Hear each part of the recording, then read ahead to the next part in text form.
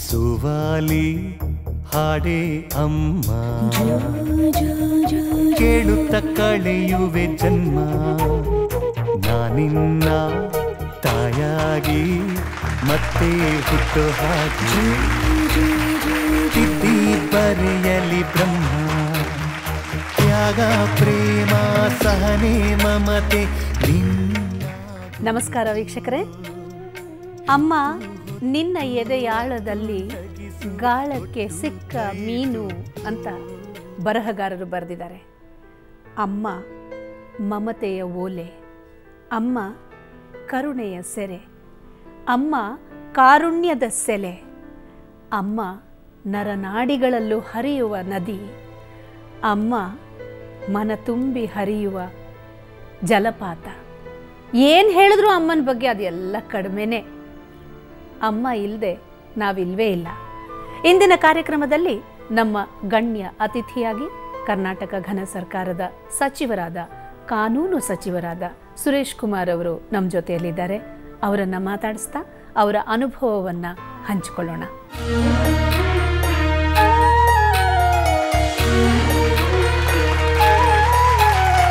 Sir, ಇದನ್ನು generally ನಾವು hot seat ಅಂತ ಕರಿತೀವಿ.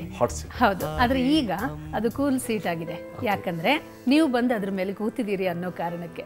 ಬಹಳ ತಣ್ಣನೆಯ ಕೂಲಾಗಿರುವಂಥ ಹುಟ್ಟು ಹೋರಾಟಗಾರ, ನಗು ಮುಖವನ್ನು ಇಟ್ಕೊಂಡಿರುವಂಥವ್ರು.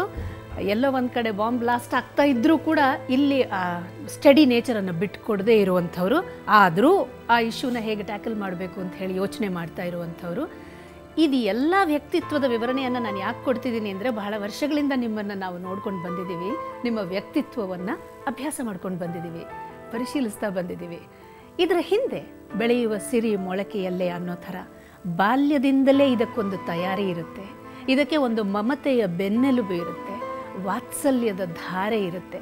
ಇದನ್ನೆಲ್ಲ ಕಣ್ತುಂಬ ಮೈತುಂಬ ಮನಸ್ಸಿನ ತುಂಬ ಅನುಭವಿಸಿರುವಂಥವ್ರು ನೀವು. ನಿಮ್ಮ ಬಾಲ್ಯದ ಅನುಭವ, ನಿಮ್ಮ ತಾಯಿಯ ಬಗ್ಗೆ ನಿಮಗಿರುವಂತಹ ಗೌರವ, ನಿಮ್ಮ ತಾಯಿ ನಿಮ್ಮ ಕಣ್ಣೀರನ್ನು ಒರೆಸಿದಾಗಲಿ, ಎಡವಿ ಬಿದ್ದಾಗ ಮಂಡಿಯನ್ನು ನೀವಿದ್ದಾಗಲಿ, ಇದು ಎಲ್ಲ ಚಿಕ್ಕ ಪುಟ್ಟ ನವಿರು ಅನುಭವಗಳ ಬಗ್ಗೆ ನಿಮ್ಮ ಜೊತೆ ಮಾತಾಡೋದಕ್ಕೋಸ್ಕರ ನಿಮ್ಮನ್ನು ಇಲ್ಲಿಗೆ ಕರೆಸ್ಕೊಂಡಿದ್ದೀವಿ. ಈ ಕಾರ್ಯಕ್ರಮಕ್ಕೆ ತಮಗೆ ತಣ್ಣನೆಯ ಸ್ವಾಗತ. ತಮ್ಮ ಮತ್ತು ತಮ್ಮ ತಾಯಿಯ ಅನುಬಂಧದ ಬಗ್ಗೆ ನಾವು ಒಂದು ಆಡಿಯೋ ವಿಜುವಲಿನ ಚಿಕ್ಕ ಪೀಸನ್ನು ಮಾಡ್ಕೊಂಡಿದ್ದೀವಿ. ಅದನ್ನು ನೋಡಿಬಿಟ್ಟು ನಮ್ಮ ಮಾತುಕತೆ ಶುರು ಮಾಡೋಣ, ಆಗ್ಬೋದೇ?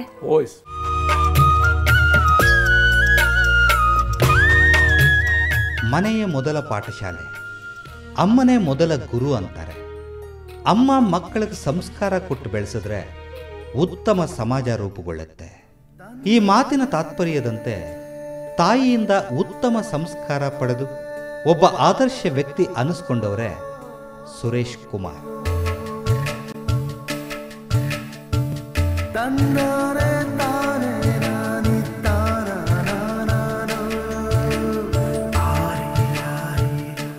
ಇವರಮ್ಮ ತನ್ನೆಲ್ಲ ಸಂಕಟಗಳನ್ನು ಬದಿಗಿಟ್ಟು ಸುರೇಶ್ ಅವರ ಭವಿಷ್ಯ ರೂಪಿಸಿದ್ರು. ಹಾಗೆಯೇ ಸುರೇಶ್ ಕೂಡ ಅವರ ತಾಯಿ ಆಸೆಯಂತೆ ಇದ್ದುದರಲ್ಲಿ ತೃಪ್ತಿ ಹೊಂದುವ, ಅನ್ಯರಿಗೆ ಕೆಡಕು ಬಯಸದ ಸ್ವಭಾವವನ್ನು ರೂಢಿಸ್ಕೊಂಡ್ರು.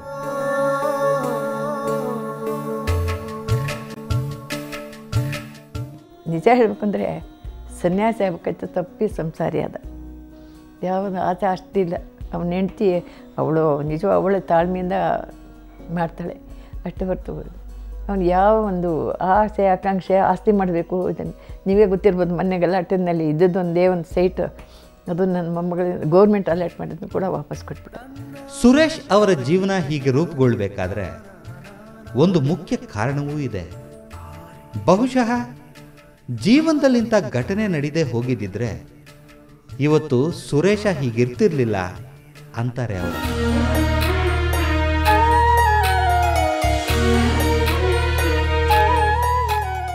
ಎಮರ್ಜೆನ್ಸಿ ಡಿಕ್ಲೇರ್ ಮಾಡಿದ್ಲು ಇಂದಿರಾ ಗಾಂಧಿ. ಆಗ ಇವಳು ಇಂಡಿಯನ್ ಇದು ಲಂಡನ್ನಿಂದ ಡೆಲಿಗೇಟರ್ಸ್ ಬಂದಾಗ ಇವನು ಪಾಂಪ್ಲೆಟ್ಸ್ ಹಂಚಕ್ಕೆ ಅಂತ ಹೋದ. ನಮ್ಮ ಸಿಂಧ್ಯಾ ಸಾಹೇಬ್ರೇ ಕರೆದಿದ್ದು, ಬಾರೋ ಹೋಗೋಣ ಅಂದರೆ ಇವನು ಹೋದ. 5 ಜನ ಹೋದರು. ಹೋದವರು ಬೆಳಗ್ಗೆ 7 ಗಂಟೆ ಹೋದವನು ಬರಲೇ ಇಲ್ಲ. ನಾನು ಸುಮ್ಮನೆ ಗುರುವಾರ ಗೊತ್ತಾಗಲಿಲ್ಲ, ಶುಕ್ರವಾರ ಗೊತ್ತಾಗಲಿಲ್ಲ, ಶನಿವಾರ ಗೊತ್ತಾಗಲಿಲ್ಲ, ಭಾನುವಾರ ಎಲ್ಲಿ ಏನು ಮಾಡೋಕ್ಕೆ ನನಗೂ ಏನು ಮಾಡೋಕ್ಕೆ ಗೊತ್ತಾಗಲಿಲ್ಲ. ಸೋಮವಾರ ದಿವಸ ಯಾರೋ ಒಬ್ಬರು ಪುಣ್ಯಾತ್ಮರು ಕಾರ್ನಲ್ಲಿ ಕರ್ಕೊಂಡು, ಅದೇ ಫಸ್ಟ್ ಟೈಮ್ ನಾನು ಕಾರ್ನಲ್ಲಿ ಕೂತಿದ್ದು ಫಸ್ಟ್ ಟೈಮು, ಎಲ್ಲ ಕಡೆ ಕರ್ಕೊಂಡವರು. ಎಲ್ಲಿ ಹೋದರೂ ಪತ್ತೆ ಇಲ್ಲ ಅಂದ್ಬಿಟ್ರು. ನಮ್ಗೆ ಗೊತ್ತಿಲ್ಲ. ಆಮೇಲೆ ಕಮಿಷನರ್ ಆಫೀಸ್ ಗೊತ್ತಿಲ್ಲ, ಇಲ್ಲ ಸ್ಟೂಡೆಂಟ್ ಅವನು ಎಲ್ಲೋ ಹೋಗಿದೆ, ಗೊತ್ತಿಲ್ಲ ಅವನು ಹೈಗ್ರೌಂಡ್ ಪೊಲೀಸ್ ಸ್ಟೇಷನಲ್ಲೇ ನಾನು ಅಲ್ಲಿ ಕೇಳ್ತಾ ಇದ್ದರೆ ನಮ್ಗೆ ಗೊತ್ತಿಲ್ಲ, ಒಳಗಡೆ ಅವ್ನು ಕೂತಿದ್ದ, ನನಗೆ ಗೊತ್ತಿಲ್ಲ. ಅವ್ನು ಕಾಚಿ ಹಾಕಿ ಕೂರಿಸ್ಬಿಟ್ಟಿದ್ದಾರೆ, ಅದೇನೋ ಏರೋಪ್ಲೇನ್ ಹಾಕ್ತಾರಂತೆ, ಹಿಂಸೆ ಮಾಡಿ ಕೂರಿಸ್ಬಿಟ್ಟಿದ್ದಾರೆ.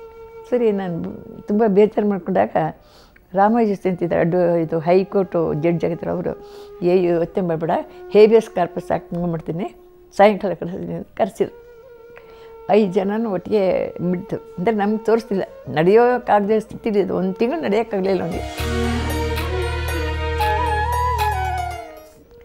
ಆವಾಗ ಅದೇನೋ ಒಂದು ₹1 ಕೊಟ್ಟು ಅದೇನೋ ಒಂದು ತೊಗೊಂಡು ಒಂದು ಸ್ಟ್ಯಾಂಪ್ ಕೊಡುವ, ಸ್ಟ್ಯಾಂಪ್ ತೊಗೊಂಡು ಹೋಗ್ತಿದ್ದೆ. ಅಲ್ಲಿ 18 ತಿಂಗಳಿದ್ದ ಜೈಲಲ್ಲಿ. 18 ತಿಂಗಳಲ್ಲಿ ಒಂದು ಮೊದಲೊಂದು 2 ತಿಂಗಳು ಸ್ವಲ್ಪ ಕಷ್ಟ ಆಯಿತು. ಆಮೇಲೆ ಅವನ ಪಾಟಿಗೆ ಅವನಿದ್ದ, ಅವನು ಏನೋ ಓದ್ಕೊಂಡು ಮಾಡ್ಕೊಂಡು ಅಲ್ಲಿ ಅವನಿಗೆ ನಿಜವಾದ ಒಂದು ಪರಿವರ್ತನೆ ಆಗಿದ್ದು. ಅಂದರೆ ಅವನ ಡಿಗ್ರಿ ಆಗಿದ್ದರೂ ಕೂಡ ಜನರಲ್ ನಾಲೆಡ್ಜ್ ಆಗಲಿ ಯಾವುದೇ ಆಗಲಿ ಪರಿವರ್ತನೆ ಆಗಿದ್ದು ಅಲ್ಲಿ. RSSನವ್ರು ಅಲ್ಲಿ ದೊಡ್ಡವರೆಲ್ಲ ಇದ್ದರು, ಇದೇ ವಾಜಪೇಯಿ ಇದ್ದರು, ಅದ್ವಾನಿ ಇದ್ದರು, ಎಲ್ಲ ಇದ್ರು, ಜೇಸಿ ಇದ್ದರು. ಏನೇ ಇರಲಿ, ಇವೆಲ್ಲ ಘಟನೆಗಳು ಸೇರಿಕೊಂಡು ಬದುಕನ್ನು ರೂಪಿಸಿದ್ವೇನೋ. ಇವತ್ತು ಸುರೇಶ್ ಕುಮಾರ್ ಅವರು ಅಮ್ಮನ ಸ್ಫೂರ್ತಿಯಿಂದ ಕರ್ನಾಟಕ ರಾಜ್ಯದ ಕಾನೂನು ಸಚಿವರಾಗಿ, ಅದಕ್ಕಿಂತ ಹೆಚ್ಚಾಗಿ ಒಬ್ಬ ಒಳ್ಳೆಯ ವ್ಯಕ್ತಿಯಾಗಿ ನಮ್ಮ ಮುಂದೆ ಇದ್ದಾರೆ. ಮಗನಿಗೆ ಬಂದಿರುವ ಸ್ಥಾನ, ಮಾನ, ಗೌರವ ಎಲ್ಲವನ್ನ ವಿಧಿಯ ಸಂಕಲ್ಪ, ಭಗವಂತನ ಕೊಡುಗೆ ಅಂದ್ಕೋತಾರೆ ಸುರೇಶ್ ಕುಮಾರ್ ಅವರ ತಾಯಿ. ಸುವಾಲಿ ಸುವಾಲಿ ಹಾಡೇ ಅಮ್ಮ, ಕೇಳುತ್ತ ಕಳೆಯುವೆ ಜನ್ಮ. ನಿಮ್ಮ ಬಾಲ್ಯದಲ್ಲಿ ಒಂದು ಪರಿವರ್ತನೆಗೆ ಇದು ಕಾರಣ ಆಯಿತು ಅಂತ ಅಮ್ಮ ಹೇಳಿದ್ರು. ಆ ಪರಿವರ್ತನೆಗಿಂತ ಮುಂಚಿನ ನಿಮ್ಮ ಬಾಲ್ಯದ ದಿನಗಳನ್ನು ನೆನಪಿಸ್ಕೊಂಡು ಹೇಳ್ಬೋದಾ? ನನ್ನ ಮನೆಯಲ್ಲಿ ನಮ್ಮಮ್ಮ ಅಥವಾ ನಮ್ಮ ತಾಯಿಯನ್ನು ಬಿಟ್ಟರೆ ಬೇರೆ ಯಾರೂ ಇಲ್ಲ. ನಾನೊಬ್ಬನೇ ಮಗ, ಅಣ್ಣ ತಮ್ಮ ಇಲ್ಲ, ಅಕ್ಕ ತಂಗಿ ಇಲ್ಲ. ನಮ್ಮ ತಂದೆ ಏನೋ ಒಂದು ಸಣ್ಣ ವ್ಯಾಪಾರ ಮಾಡ್ತಾಯಿದ್ರು, ರಾಜ್ಯದಲ್ಲೆಲ್ಲ ಪ್ರವಾಸ ಮಾಡ್ತಾಯಿದ್ರು. ನಮ್ಮ ತಾಯಿಯೇ ನನಗೆ ಫ್ರೆಂಡು, ನಮ್ಮ ತಾಯಿಯೇ ನನಗೆ ತತ್ವಜ್ಞಾನಿ, ನಮ್ಮ ತಾಯಿಯೇ ನನಗೆ ಮಾರ್ಗದರ್ಶಕಿ. ಅವರು ಶಾಲಾ ಶಿಕ್ಷಕಿ, ಸುಮಾರು 36 ವರ್ಷ ಶಾಲಾ ಶಿಕ್ಷಕಿಯಾಗಿ, ಮುಖ್ಯ ಶಿಕ್ಷಕಿಯಾಗಿ ನಿವೃತ್ತಿ ಹೊಂದವರು. ಈ ಆ್ಯಪಲ್ ಆಫ್ ಮೈ ಐ ಅಂತ ಹೇಳ್ತಾರಲ್ಲ, ಹಾಗೆ ನಮ್ಮ ತಾಯಿಗೆ ನಾನು, ನನಗೆ ಜೀವನದಲ್ಲಿ ನಿಜವಾದ ಆಧಾರ ಅಂದರೆ ನಮ್ಮ ತಾಯಿ. ಆ ರೀತಿ ಒಂದು ವಿಶಿಷ್ಟವಾದ ವಿಚಿತ್ರವಾದ ಸಂಬಂಧ ನಮ್ಮ ಮನೆಯಲ್ಲಿ. ನಿಜ, ನಮ್ಮ ತಾಯಿ ಇವತ್ತು ನನ್ನ ಬಗ್ಗೆ ಭಾಳ ಒಳ್ಳೆಯ ಭಾವನೆ, ಒಳ್ಳೆಯ ಮಾತುಗಳನ್ನ ಆಡಿದ್ದಾರೆ. ಆದರೆ ಅಷ್ಟೇ ಶಿಕ್ಷೆ ಕೊಟ್ಟಿದ್ದಾರೆ ನನಗೆ. ಶಿಕ್ಷಕಿಯಾಗಿ ಶಾಲೆಯಲ್ಲಿ ಇವಾಗ ಶಿಕ್ಷಕಿಯರು ಶಿಕ್ಷೆ ಕೊಡೋದಿಲ್ಲ, ಕೊಟ್ಬಿಟ್ರೆ ಹ್ಯೂಮನ್ ರೈಟ್ಸ್ಗೆ ಹೋಗ್ಬಿಡ್ತಾರೆ, ಮಕ್ಕಳೇ ಹೋಗ್ಬಿಡ್ತಾರಂತೆ. ಆದರೆ ನಮ್ಮ ತಾಯಿ ಕಾಲದಲ್ಲಿ ಭಾಳ ಶಿಕ್ಷೆ ಕೊಡ್ತಾಯಿದ್ರು. ಈಗ ಅವರು ನಿವೃತ್ತಿಯಾಗಿ ಸುಮಾರು 27 ವರ್ಷ ಆಯಿತು. ಇವತ್ತು ನಾನು ಅಲ್ಲೆಲ್ಲ ಹೋದಾಗ ನೀವು ನಮ್ಮ ಟೀಚರ್ ಮಗ ಅಂತೆ, ನಮ್ಮ ಟೀಚರ್ ಮಗ ಅಂತ ಈಗ ಅವ್ರಿಗೆ ವಯಸ್ಸಾಗಿದೆ, ಯಾರಿಗೆ ನನಗೆ ಮಾತಾಡ್ಸೋರಿಗೆ, ಅವ್ರು ನನಗೆ ಹೇಳ್ತಾರೆ ನೀವು ನಮ್ಮ ಟೀಚರ್ ಮಗ ಅಂತ. ಸೊ ಆ ರೀತಿ ಹೊರಗಡೆ ಟೀಚರ್ ಆಗಿ ನನಗೆ ಮನೆಯಲ್ಲಿ ಒಬ್ಬ ಶಿಕ್ಷಕಿ ಮತ್ತು ಅಮ್ಮನಾಗಿ ನನ್ನನ್ನು ಬೆಳೆಸಿದ್ದಾರೆ.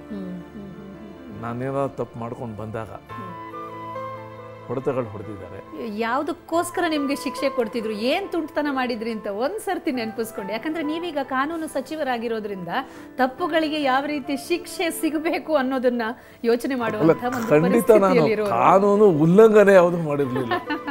ಸಣ್ಣ ಪುಟ್ಟದ್ದು ಯಾವುದೋ ಜಗಳಗಳು ಮಾಡ್ಕೊಂಡ್ ಬಂದಿದ್ದು, ಹೊಡೆದಾಟ ಎಲ್ಲ ಮಾಡ್ಕೊಂಡ್ ಬಂದಿದ್ದು, ಶರ್ಟ್ ಗೇಟ್ ಎಲ್ಲ ಹರ್ಕೊಂಡ್ ಬಂದಿದ್ದು. ಆಗ ಒಂದು ರೀತಿಯಿಂದ ನಾನು ಗಟ್ಟಿನೋ ಕೋಲ್ ಗಟ್ಟಿನೋ ಪರೀಕ್ಷೆ ಮಾಡಿ ಮೊನ್ನೆ ನಾನೇ ಗಟ್ಟಿ ಅನ್ನೋ ಪರಿಸ್ಥಿತಿಗೆ ತಂದಿದ್ದು, ಅಂದ್ರೆ ಕೋಲ್ ಮುರಿದಿತ್ತು. ಆ ರೀತಿ ಮಾಡಿದ್ದಾರೆ. ಒಂದು ರೀತಿ ಸ್ವಾಭಿಮಾನ ಅನ್ನೋದು ಕೂಡ ಕಲಿಸಿದ್ದಾರೆ. ನಂಗೆ ಚೆನ್ನಾಗಿ ನೆನಪಿದೆ, 67ನೇ ಇಸ್ವಿ ನಾನು ಆಗ 7th ಸ್ಟ್ಯಾಂಡರ್ಡು 8th ಸ್ಟ್ಯಾಂಡರ್ಡು. ಒಂದು ಎಲೆಕ್ಷನ್ ಕೆಲಸ ಮಾಡೋಕೆ ಹೋಗ್ಬಿಟ್ಟಿದ್ದೆ. ಬಾಲಕ ಸರಿ ಹೋಗ್ಬಿಟ್ಟಿದೆ ಖುಷಿಯಾಗಿ. ನಮ್ಮ ಆಗಿನ ಕ್ಯಾಂಡಿಡೇಟ್ ಮನೆಯಲ್ಲಿ ಊಟ ಹಾಕಿದ್ರು. ಊಟ ಮುಗಿಸ್ಕೊಂಡು ಬಂದೆ ನಾನು. ನಮ್ಮ ತಾಯಿ, ಯಾಕೆ ಹೊರಗಡೆ ಊಟ ಮಾಡಿದೆ, ನೀನು ಚುನಾವಣೆಯಲ್ಲಿ ಕೆಲಸ ಮಾಡು, ಏನು ಬೇಕಾದ್ರೂ ಮಾಡು, ಮನೆಗೆ ಬಂದು ಊಟ ಮಾಡಿಬಿಟ್ಟು ಹೋಗಬೇಕು ಅಂತ ಆಗಲೂ ಬಿಗ್ದಿದ್ರು. ಬಟ್ ಆ ಮಾತಿದೆಯಲ್ಲ, ಆ ಮಾತು ನನಗೆ ಭಾಳಷ್ಟು ಪಾಠಗಳನ್ನ ಕಲಿಸ್ತು, ಭಾಳಷ್ಟು ಪಾಠಗಳನ್ನ. ಯಾಕಂದರೆ ಒಂದು ಪಕ್ಷಕ್ಕೆ, ಒಂದು ಸಂಸ್ಥೆಗೆ ದುಡಿಯೋದು ನಮ್ದು ಆಸಕ್ತಿ ಆಗಬೇಕೆ ಹೊರತು ಅಲ್ಲಿಂದ ಕಿಂಚಿತ್ತೂ ಕೂಡ ಈ ರೀತಿ ಸಂಗತಿಗಳನ್ನ ಬಯಸಬಾರ್ದು ಅಂತ ಒಂದು ಸಣ್ಣ ಸಂಗತಿಯ ಮೂಲಕ ನನಗೆ ಪಾಠ ಕಲಿಸಿದ್ರು ನಮ್ಮಮ್ಮ. ನನ್ನ ಚೆನ್ನಾಗಿ ನೆನಪಿದೆ, 4ನೇ ಕ್ಲಾಸ್ ನನಗ ನಮ್ಮ ತಾಯಿಗೆ TCH ಟೀಚಿಂಗ್ ಟ್ರೈನಿಂಗ್ ಕಳಿಸ್ಬಿಟ್ಟಿದ್ರು ಮಂಡ್ಯದಲ್ಲಿ. ನಮ್ಮ ತಾಯಿನೋ ಪರ್ಮಿಷನ್ ತೊಗೊಂಡು ನನ್ನ ಮಗನೂ ನಾನು ಇಟ್ಕೊಳ್ತೀನಿ ಅಂತ ಮಂಡ್ಯದಲ್ಲಿ ಅವರು ಒಪ್ಕೊಳ್ದೇನೆ ಅವನು ಇಟ್ಕೊಂಡ್ರು. ಮಾರನೇ ದಿವಸ ಕ್ಲಾಸ್ಗೆ ಹೋದಾಗ ಏನೋ ಯೂನಿಫಾರ್ಮ್ ಇರಲಿಲ್ಲ ಅಂತ ಏನೋ ಕ್ಲಾಸಿಂದ ಆಚೆ ಕಳಿಸ್ಬಿಟ್ರು. ನಮ್ಮ ತಾಯಿ ಬರೋದಕ್ಕೆ ಮನೇಲಿದ್ದೆ. ನಮ್ಮ ತಾಯಿ ಕೇಳಿದೆ ಹೀಗಾಯಿತು ಅಂತ. ಸೀದಾ ಕರ್ಕೊಂಡೋಗಿ, ನಾನು ಮಂಡ್ಯ ಹೋದಾಗಲೆಲ್ಲ ದಾಪಕ ಬರುತ್ತೆ, ಒಂದು ಅಂಗಡಿ ಕರ್ಕೊಂಡೋಗಿ ತನ್ನ ಕಿವಿಲಿದ್ದಿದ್ದು ಓಲೆ ಅದನ್ನೆಲ್ಲ ಒತ್ತೆ ಇಟ್ಟು ಅವತ್ತೇ ಆ ಯೂನಿಫಾರ್ಮು ಬುಕ್ಸ್ ಎಲ್ಲ ಕೊಡಿಸಿ ಬೇಡ್ಕೊಂಡು ಟೈಲರ್ ಹತ್ರ ನಾಳೆ ಬೆಳಗ್ಗೆ ಹೊತ್ತಿಗೆ ಹೊಲ್ಕೊಡಪ್ಪ ಅಂತ ಹೊಲಿಸಿ ಮಾರನೇ ದಿವಸ ಆ ಯೂನಿಫಾರ್ಮ್ ಹಾಕಿ ಶಿಸ್ತಾಗಿ ಕಲಿಸಿದ್ರು ನಮ್ಮಮ್ಮ. ಈಗ ನೀವು ಜೈಲಿಗೆ ಹೋದ್ರಿ, ಒಂದಷ್ಟು ದಿವಸ ಬರಲೇ ಇಲ್ಲ ಜೈಲಿಂದ ಆಚೆ, ಆಮೇಲೆ ಏರೋಪ್ಲೇನ್ ಹತ್ತಿಸ್ಬಿಟ್ಟಿದ್ರು ಅಂತ ಅವ್ರಿಗೆ ಹೇಳೋವಾಗಲೇ ಪಾಪ ಅವರಿಗೆ ಗದ್ಗದ ಆಗ್ತಾ ಇದೆ ಕಂಠ. ನೋಡಿ, ಆ ಇನ್ಸಿಡೆಂಟ್ ಆಗಿ ಇವಾಗಲೇ 38 ವರ್ಷ ಆಗ್ತಾ ಬರ್ತಾ ಇದೆ. 75 ಇಸ್ವಿ ಆಗಿದ್ದು. ಈಗಲೂ ಕೂಡ ಅವ್ರಿಗೆ ಆ ನೆನಪಿಂದ ಆ ದುಃಖ, ಆ ವೇದನೆ ಆಗಬೇಕು ಅಂದರೆ ಪ್ರಶ್ನೆ ಒಂದೇ, ನನಗೆ ಕೊಟ್ಟ ಹಿಂಸೆಗಿಂತ ನನ್ನ ಜೊತೆ ಅವ್ರಿಗಿರೋ ಸಂಬಂಧ ಬಹಳ ಮುಖ್ಯ. ಮಾತ್ರ ಅಲ್ಲ, ನನ್ನ ಮಗ ತಪ್ಪು ಮಾಡದೇ ಇರುವ ನನ್ನ ಮಗನಿಗೆ ಶಿಕ್ಷೆ ಸಿಗ್ತಾ ಇದೆಯಲ್ಲ ಅನ್ನುವಂಥ ಒಂದು ಕಾಳಜಿ. ಯಾಕಂದ್ರೆ ತಪ್ಪು ಮಾಡಿದಾಗ ಅವರೇ ಶಿಕ್ಷೆ ಕೊಟ್ಟಿದ್ದಾರೆ. ಹೌದು. ಆ ನೋವಿನ ಜೊತೆ ಅವ್ರಿಗೆ ಒಂದು ಸ್ವಲ್ಪ ಒಂದು ಸಂತೋಷ ಕೂಡ ಇದೆ. ನನ್ನ ಮಗ ಒಳ್ಳೆ ಅವಕಾಶ ಸಿಕ್ತು. ಅವ್ರೊಂದು ಹೇಳಿದ್ರು, ಡಿಗ್ರಿ ತಗೊಂಡಿದ್ದೆ ಅವನಲ್ಲಿ ಅಂತ. ನಾನು ಡಿಗ್ರಿ ತಗೊಂಡ ಮೇಲೆ ಒಳಗಡೆ ಹೋಗಿದ್ರು ಕೂಡ ನಾನು ಬಹಳ ಸಲ ಹೇಳ್ತಾ ಇರೋದು ಕಿವಿಗೆ ಬಿದ್ದುಬಿಟ್ಟಿದೆ. ನನ್ನ ನಿಜವಾದ ವಿಶ್ವವಿದ್ಯಾನಿಲಯದ ಒಂದು ಜೀವನ ಸಿಕ್ಕಿದ್ದು, ನನಗೆ ಶಿಕ್ಷಣ ಸಿಕ್ಕಿದ್ದು ಬೆಂಗಳೂರು ಸೆಂಟ್ರಲ್ ಜೈಲಲ್ಲಿ ಅಂತ. ಅಲ್ಲಿ ಇದ್ದ ಅತಿರಥ ಮಹಾರಥರು, ಅದು ರಾಮಕೃಷ್ಣ ಹೆಗಡೆ ಇರ್ಬೋದು, JH ಪಟೇಲ್ ಇರ್ಬೋದು, ನಮ್ಮ ರಾಷ್ಟ್ರದ ಮಹಾನ್ ನಾಯಕರಾದ ಅಡ್ವಾಣಿ ಇರ್ಬೋದು, ಮಧು ದಂಡವತೆ ಇರ್ಬೋದು, ಇವರೆಲ್ಲರದು ಸಹವಾಸ. ಮತ್ತೆ ನಮ್ಮ ಒಂದು ಜೊತೆ ಇದ್ದಿದ್ದು ಎಲ್ಲ ಪಾರ್ಟಿಯವರು ಇದ್ರು. ನಕ್ಸಲೈಟ್ಸ್ ಇದ್ರು, ಆನಂದ್ ಮಾರ್ಗಿಗಳಿದ್ರು, ಮುಸ್ಲಿಂ ಲೀಗ್ ಅವರು ಇದ್ರು, ಕಮ್ಯುನಿಸ್ಟ್ ಇದ್ರು, ಎಲ್ಲರೂ ಇದ್ರು. ಅವ್ರ ಜೊತೆ ಒಡನಾಟ ಇದೆಯಲ್ಲ, ನನಗೆ ಜೀವನದಲ್ಲಿ ಒಂದು ದಿಕ್ಕನ್ನ, ಒಂದು ದಿಶೆಯನ್ನ, ಒಂದು ಕಂಟೆಂಟನ್ನ, ಒಂದು ತುಂಬಿದ ಅವಧಿ ಅದು. ಅಂದರೆ ನಿಮಗೆ ಸಿಕ್ಕಂತಹ ಬಾಲ್ಯದ ಶಿಕ್ಷಣ ಯಾವ ರೀತಿ ಇತ್ತು ನಿಮ್ಮ ತಾಯಿಯಿಂದ ಅಂತಂದರೆ, ನಕ್ಸಲೈಟ್ಗಳ ಒಂದು ದಾರಿ ಒಂದು ಕಡೆ ಇದೆ, ಇನ್ನೊಂದು ಆಶಾವಾದಿ ಸಮಾಜವನ್ನು ಕಟ್ಟುವ ಜನರ ದಾರಿ ಇನ್ನೊಂದು ಕಡೆ ಇದೆ.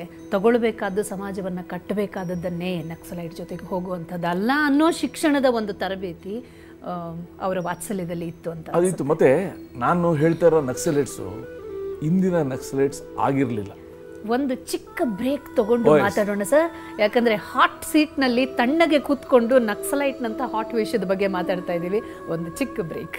ಸುವಾಲಿ ಸುವಾಲಿ ಹಾಡೇ ಅಮ್ಮ, ಕೇಳುತ್ತ ಕಳೆಯುವೆ ಜನ್ಮ.